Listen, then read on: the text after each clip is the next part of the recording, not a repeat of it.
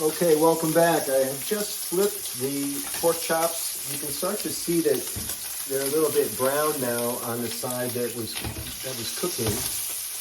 And now I drop the rosemary and thyme on top of the chops just to get that essence that start to show up in the, and that works better when I pop it in the oven. But I'm not going to do that right now because I'm hungry. These are the onion and the chopped up onion and the garlic that I smashed with the knife. We're going to drop these in again.